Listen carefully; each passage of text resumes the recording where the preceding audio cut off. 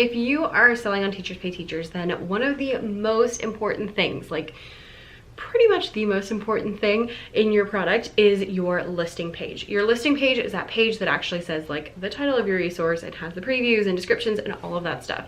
This page is super, super, super important because it is the page that convinces buyers to purchase your products, which means that if you are not paying very good attention to this page, you're not putting very much effort into this page, then people won't buy your stuff. And no matter what kind of marketing you do, no matter what your SEO situation is, if your listing page doesn't look good, people aren't going to buy it. So it doesn't matter how great your product is if no one actually purchases your product. So if you're looking to make sure that your listing page looks the best, or if you're looking to increase conversion rate, which is just a fancier way of saying that, then you should be doing product photography. I have been talking all about product photography and since I started doing it like 2 years ago. It has completely changed because it makes your listing page look so much better. When you do product photography, then you have photos you can use on the cover and on the previews and all of those things. You have video footage you can use for your video previews. And then on top of all of that, it's so much easier to talk about your stuff marketing wise on your blog or on Instagram or whatever. It's really hard to talk about products if you don't have photos and videos of said products. So if you want to do some product photography, then we should definitely be talking about it. So let's do that right now. Now, I already have a video that's more of like a how to do product photography. So this video is going to focus a little bit more on like some tips and some tricks and that sort of stuff if you're doing product photography. I will link the other one down below. Some things will be similar, some things will be different, but if you're a newbie, make sure you go and check that out. So tip number 1 and 2 are both going to be about printing your resources out. And so step number 1 is that you want to make sure that you have everything you need. And by that I mean you should have a printer. If you don't have money to buy a printer, then keep making products until you have enough money to purchase a printer. Purchase a printer. But make sure you have that. I recommend HP Instant Ink. No matter what printer you get, I personally always get an HP because I love HP Instant Ink, which is an ink subscription. So basically my printer actually sends notifications to HP when I'm getting low on ink, and then they'll just automatically send me a refill. So this is great because I don't run out of ink. It's also significantly cheaper than purchasing the cartridges outright. And my personal favorite thing is that it goes by your page number, which means that you can print like full page, full color things, and they count the exact same as a page with like a word on it. The reason I like that is because before I had HP Instant Ink, I never wanted to print anything in color, and I never wanted to print things that had, you know, lots of stuff, because that really stressed me out. And I was like, oh no, we can't print in color because that's expensive. But now I have no restrictions on that. I can print as much as I want in all the color that I'd like, which is great because we'll get to a tip that has to do with that very soon. So if you don't have HP Instant Ink and you have an HP printer, I'll send a link down below to that so you can get started. Tip number 2 is that with your printing, even if you have HP Instant Ink, and I also have their paper because they now do paper, so you can like, they'll automatically send it to you as a subscription too. Excellent. Tip number 2 is that even though I have those things, I still don't want to just be printing, you know, 75,000 pages that I don't need. So before you actually sit down to do your product photography, you need to sit down and think like, what do I want to say about my products? Okay, so all of the photos and videos that you take are going to tell a story. You know, a picture's worth 1,000 words. I don't know what a video's worth, but probably more than that. They're telling a story, and so you want to figure out like, okay, what story am I telling? So for example, one of the activities that I'm going to show you comes in color and black and white, regular rhythm notation, and then what's called stick notation, which is just the sticks without the little dots on the bottom of like the eighth notes and the quarter notes. This is important because some people really like to have just the stick notation, and some people, like I just use a regular notation, I don't use stick notation. So the people who want stick notation are more likely to purchase my products because they see that. They also Also, having a color and a black and white version is a really easy way to add more value to a product, because some people like me, I print my stuff out. Like for my kids, I print it out at home because I have HB Instant ink, so full color, all the stuff. But if you're printing it out at school and you don't have colored ink and you don't want to use all the ink and paper, then you're going to want to use the black and white version. So that's a really easy way for me to have those. When I go to talk about my products via photos or videos, I need to make sure I'm showcasing all of those things. So I need to show if it comes in different sizes. I need to show if it has regular and stick notation and color in black and white. So I want to make sure I have at least one page of each of those different things so you can see all the different things that are available in my product. I'm also going to make sure that if there's like multiple activities you can do with it, that I have each of those accounted for so that I can showcase it. But you don't necessarily have to print out the whole product. So one of mine, for example, has, you know, pages and pages of different activities that go along with it, but you don't need all of those for the snapshot that I'm showing, if that kind of makes sense. I don't have to show all of that for you to understand what the product is, so I don't bother. I hope you got that. So that's tips number 1 and number 2. Tip number 3 is that you really don't need anything super fancy as far as your, like, where you're going to film or, you know, take pictures. I kind of use those interchangeably because I always film and take pictures at the same time. But what I mean by that is if you have like a white desk, you can use that. I used to use my white desk when it was over here, but since I moved it over there, it's not the best place. It's not super wide and it just doesn't have the best lighting because it's kind of like, you know, back in the corner. So instead, I literally just take an ottoman and pull it to the right here, and then I grab a whiteboard, like foam board that is super cheap, stick it on top, and there we have it. And then all I have to do is I have a little like Amazon phone holder, and it just clamps onto the desk. This exact one is no longer available, but I'll link something similar. And then I just stick my phone in that, and I'm ready to go for products and videos. So that's 3. You do not need to make it fancy.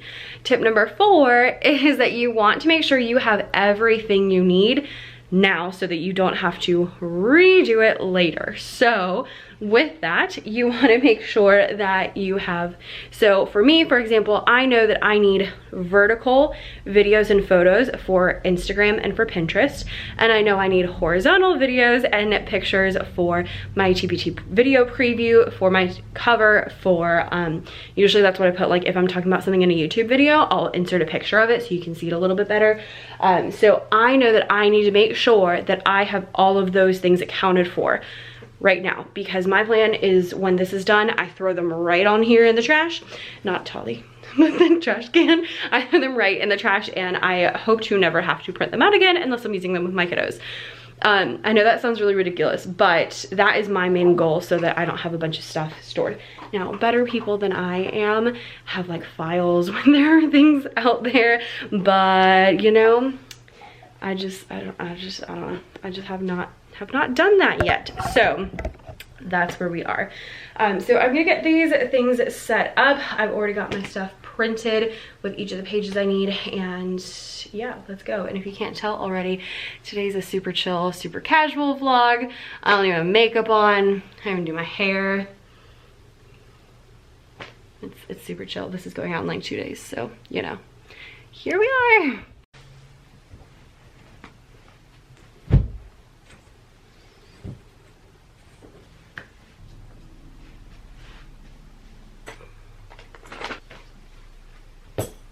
All right, not super difficult. So I just added some blue paper. I need some new ones, this is getting wrinkly, which I put underneath them because that gives a little pop of color. You could also print your stuff out on colored paper. That's a nice way to do that too.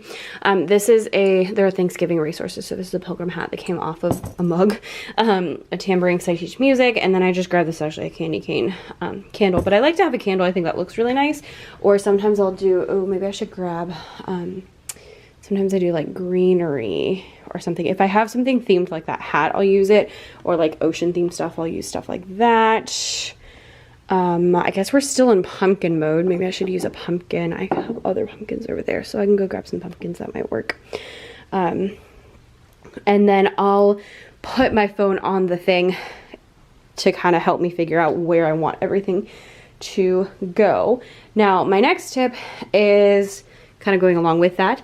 Have some props. So I have like a box with just school supplies, and I have some of these school supplies I use and some I really just use for the photos. Now I heard somewhere that you're not supposed to let the brand show in your photos. I guess that is probably true. I have not actually read that. I just like saw it on a Facebook page and I was like, oh crud, I had no idea. So I like pencils because they stay and I can keep, or I like pencils because they kind of stick where they go, and so you can put that side down. Crayons are much harder. I need some like crayons that don't have things. And then you can also use, like, sometimes I use some of these pens because they don't have any branding on them, which is actually a big reason why I purchased these pens. Or if you have markers that have, you know, the thing where it can sit a little bit, that'll help it, just so they're not rolling around. Yeah, so different things like that. And then I also have a couple of like little seasonal things. I just started picking them up, so I'm not that great, but I have like some hearts and some snowmen and some shamrocks. This is a scarf, which is good for adding some extra color. And yeah, so I just use kind of a variety. The next important thing that I would say is when you're doing this process, batch it. It's like pulling the stuff out is too much work for just one thing, but not enough work that like you could only do one thing. So that's why I have like this big, huge stack here. And I've got all sorts of different activities on here that we can use for today. Along with that, when you are doing your product photos and videos, make sure you film everything. Have you seen that, like the sound that's like everything is content, everything is content? It's true. So when I go to cut all these things out, I'm gonna do all the cutting, all the arranging in vertical video form, because then I can use that for promoting my products on Instagram, and it makes it much more interesting. So I'll also grab, oh, my scissors do not have branding on them. We can use scissors. Those are great for anything you're gonna, if it does need to be cut, I like to have scissors in there. And then where is my, oh crud, is it upstairs? Oh, I think we need to go upstairs because I'm gonna need a paper cutter.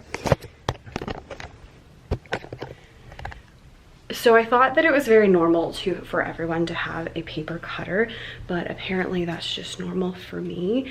You know, it's like things that you grow up thinking are normal are not actually normal, which is always a really interesting revelation. So I, yeah, so my family is very crafty, or my mom and grandmother and everyone like that. So I thought everyone had paper cutters, and apparently they don't, because I posted a reel the other day with my paper cutter.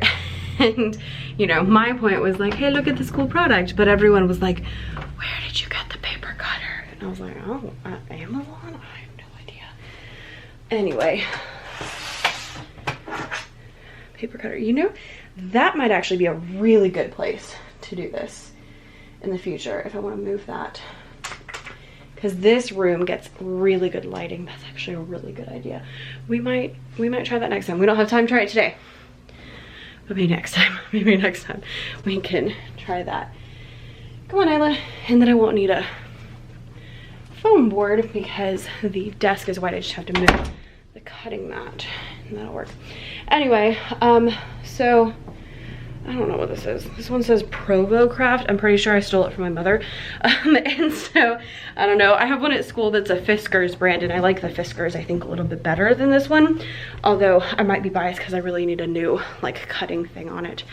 Because I do way too much, and so it's kind of dull at the moment. But, that was a really long-winded explanation of you should have a cutter.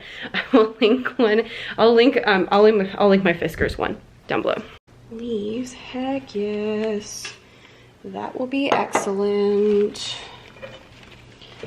I often just raid my decor.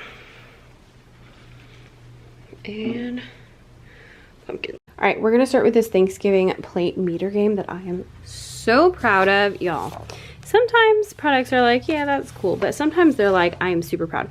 The next tip is if you have directions like this for like a game, I like to put that underneath so that it also, again, adds some color and it has, you know, like the title on there too. So then I'm just gonna cut these out, and you don't need to cut all of them out. I'm just gonna cut off a row from each one.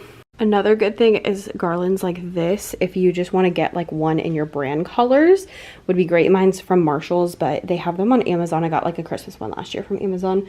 And you can kind of like drape that around the outside. Or shoot, if you just want to get like felt little circles, cut some felt circles out, that would work too.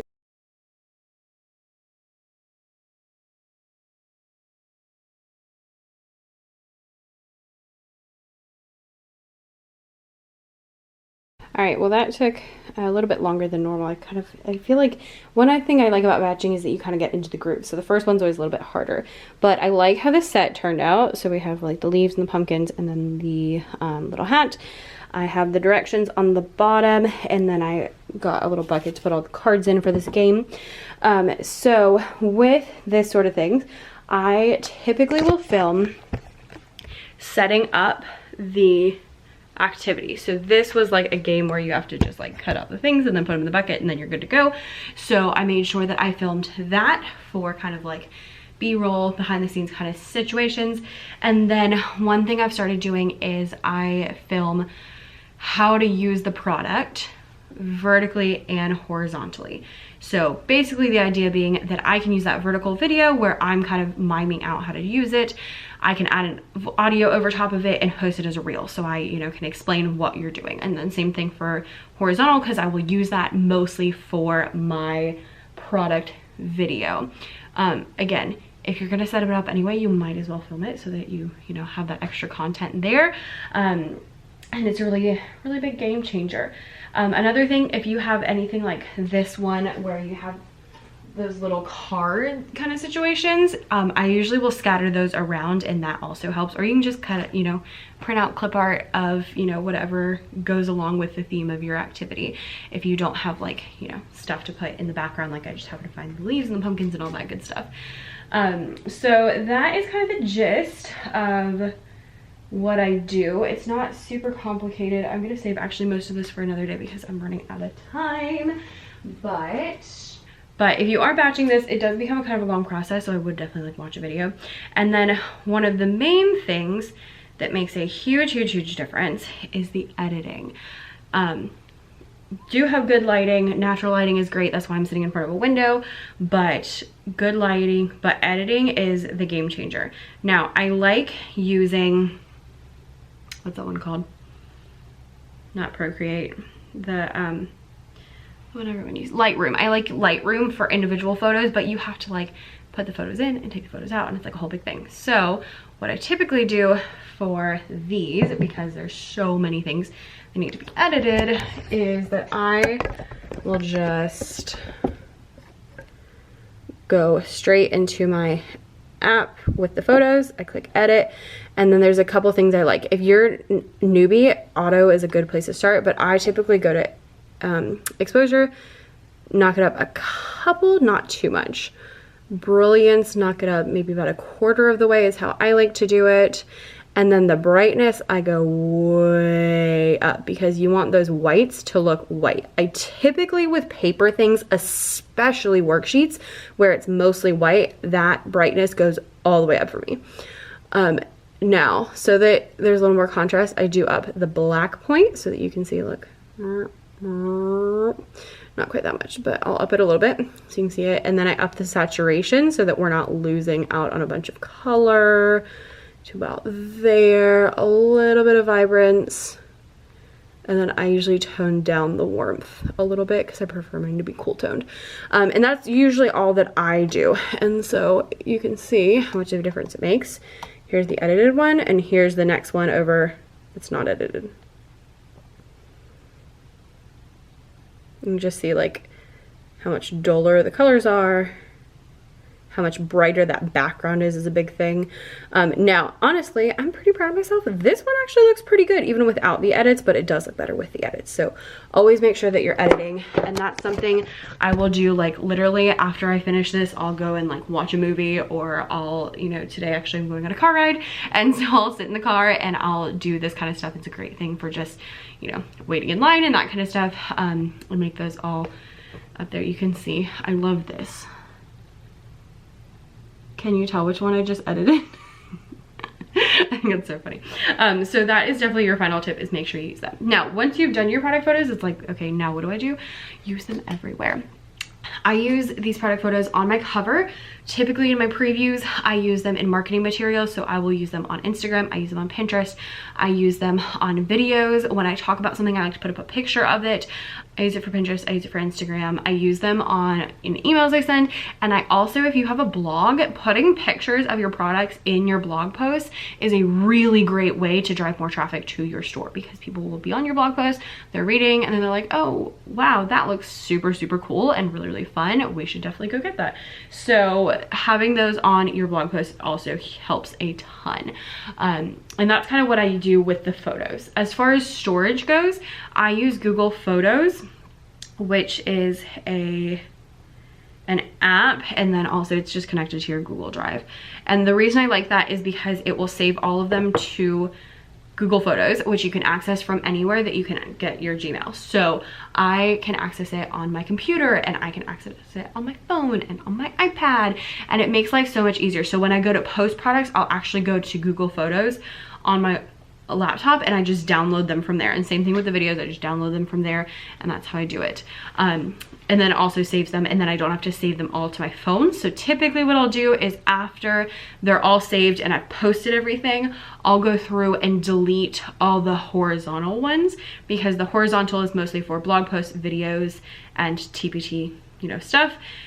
So I don't need them on my phone, because on my phone I'm doing Pinterest and Instagram, which are both vertical things. So that's just another little next step tip for you. So I am going to, you know, stop there for you. So I think that's mostly what I want to say. Oh, if you're doing worksheets, none of these happen to be worksheets this time. But when you are doing worksheets, use markers instead of pencils, because the writing shows up a lot better. And again, show yourself doing it. Typically, if I have like a pack of worksheets, I'll do a couple pages horizontal, a couple pages vertical, horizontal, vertical, and then I'll do kind of a flip through of all of the pages as well that I stick onto the end. I used to do that as like my whole product video, and it sucked. So now I do a couple some ways, a couple the other. I feel like this was really more about videos than it was about product photos. But you know what? They kind of end up being like one and the same for me. So anyway, I would love to know your best product photography tips, so leave those down below in the description. Nope, leave those down below in the comments, and let me know what you know, how you like to do it and what you like to do that's different than maybe how I do it. I'm always looking for tips, because I'm definitely not like a photographer by any means, but I am, you know, someone who likes to figure things out. So that's what we're doing here, is figuring things out. I will say though that product photos make a huge difference. I've even had to the point where people have messaged me and said, I didn't believe when you said that product photos made a difference, but I started doing product photography and my sales have gone up and up and up since that point. Like, more than one person have said that to me.